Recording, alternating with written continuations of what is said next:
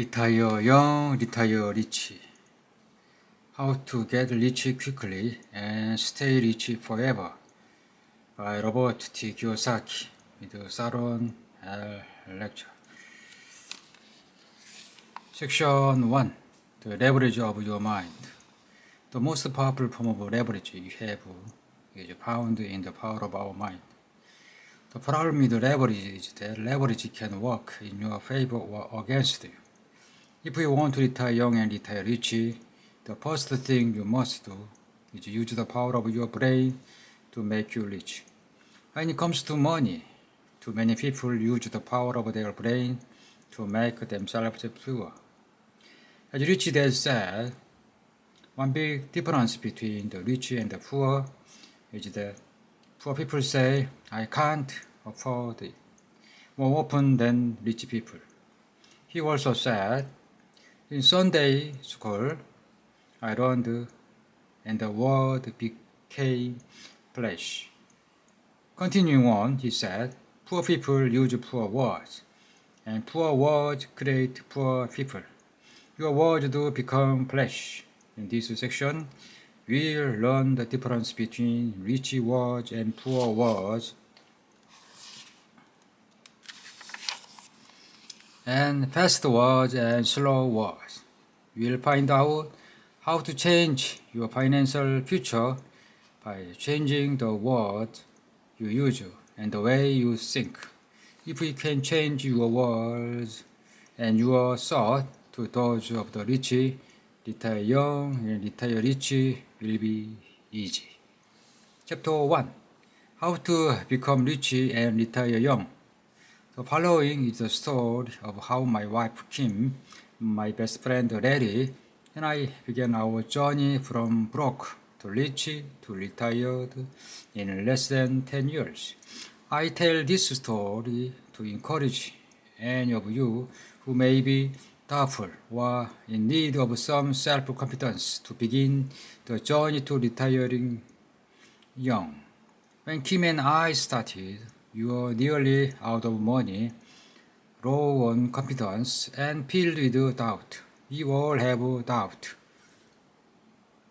The difference is what we do with those doubt. The journey begins. In December of 1984, Kim and my best friend Larry Clark and I were skiing in Vancouver, British Columbia, on Wilshire Mountain. The snow was very deep, the runs were long, and the skiing was excellent, although very cold. At night, the three of us sat in a little cabin that was snuggled in between tall pines, barely visible because the snow was up to the roof.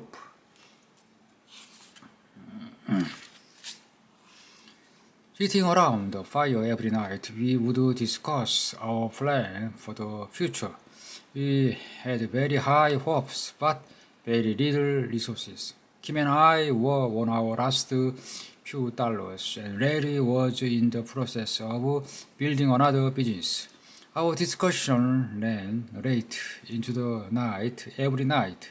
We discussed books we had recently read as well as movies we had seen. We listened to educational audio tapes we had brought along and then discussed the lesson on those tapes in depth. On New Year's Day, we did what we do every year. We set our goals for the coming year. But this year, our goal-setting session was different. Larry wanted to do more than just set goals for the coming year. Instead of discussing just our goals for the year, he wanted us to set goals that changed our lives by changing our realities. He said, "Why don't you write a plan on how we can all become financially free?" I listened to his words and heard what he said, but I could not fit what he said into my reality. I had dreamed about it, and knew that someday I would do it.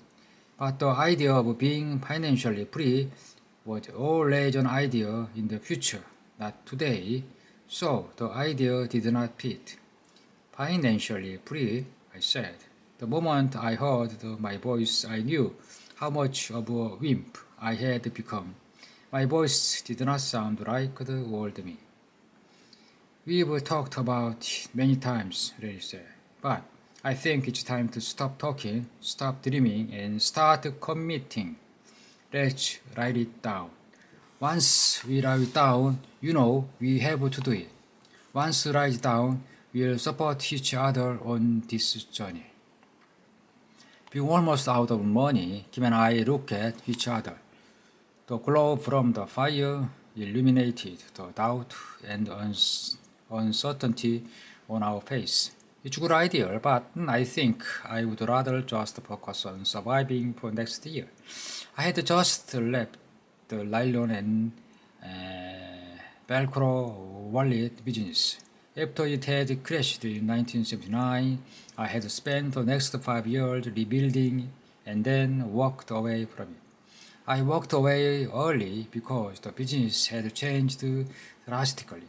We were no longer manufacturing in this United States. In order to compete with the increasing competition, we moved our factory to China, Taiwan, and Korea. I left the business because I could no longer stand the idea using sweatshop, child labor to make me rich. The business was putting money in my pocket, but it was taking life out of my soul. I was also not getting along with my partners. We had grown apart and did not see eye to eye. I walked away with very little equity. I just could not continue to work in a business that violated my spirit and with partners I could not talk to. I am not proud of how I left, yet I knew it was time to leave. I had been there for 8 years and I had learned a lot. I learned how to build a business, how to destroy a business, and then how to rebuild it. Although I walked away with very little money, I did walk away with priceless education and experience. Come on, said Larry. You are being a wimp. Instead of setting simple one-year goal, let's go for it. Let's set a big multi-year goal. Let's go for freedom.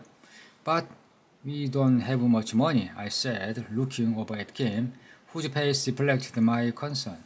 You know, you are starting over again. All you want to do is survive for the next 6 months or maybe a year.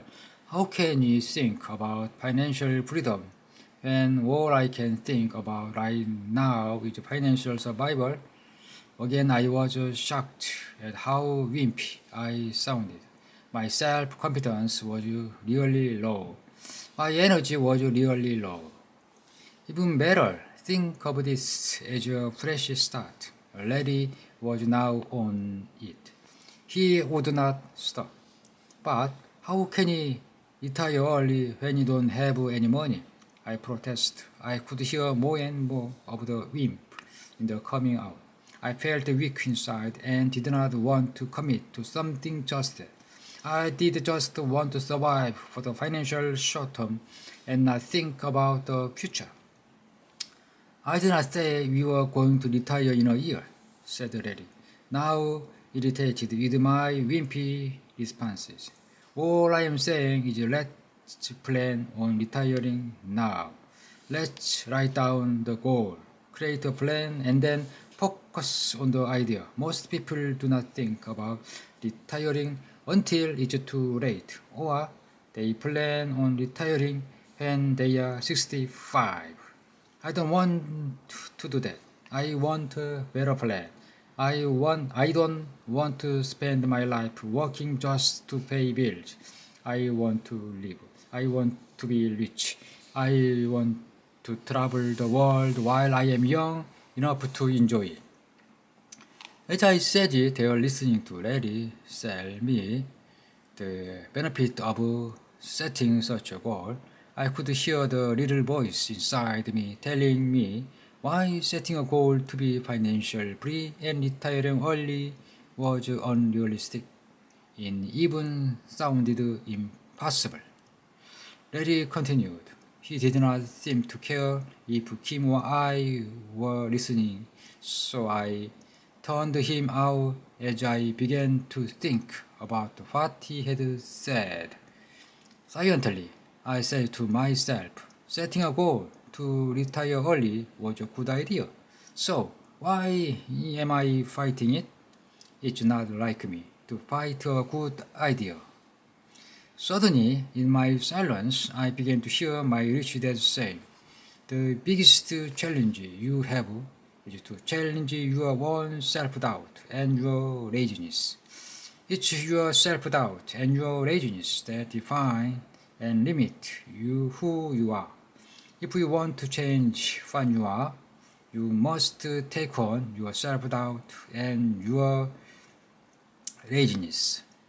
It's your self-doubt or laziness that keep you small. It's your self-doubt and laziness that deny you the life you want.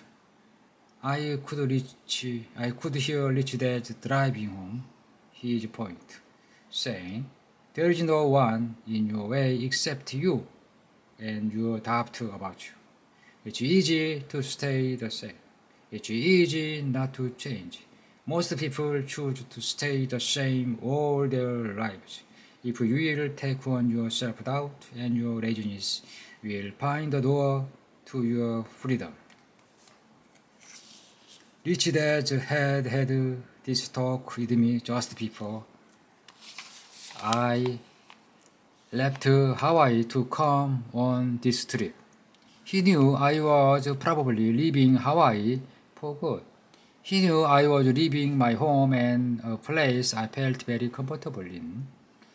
He knew I was venturing out into the world without any guarantees of security. Now, just a moment after my talk with Rich Dad, I found myself sitting on this tall, snow-covered mountain, feeling weak, vulnerable, and insecure, listening to my best friend telling me the same things. I knew it was time to grow up, or give up, and go home. I realized that it was this moment of weakness on the mountains that I had come for. It was decision time once again. It was time to choose. I could let my self-doubt and laziness win, or I could go on and change my perceptions about myself.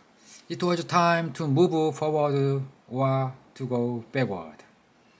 As I turned back into Larry talking about freedom, I realized that he was not really talking about freedom.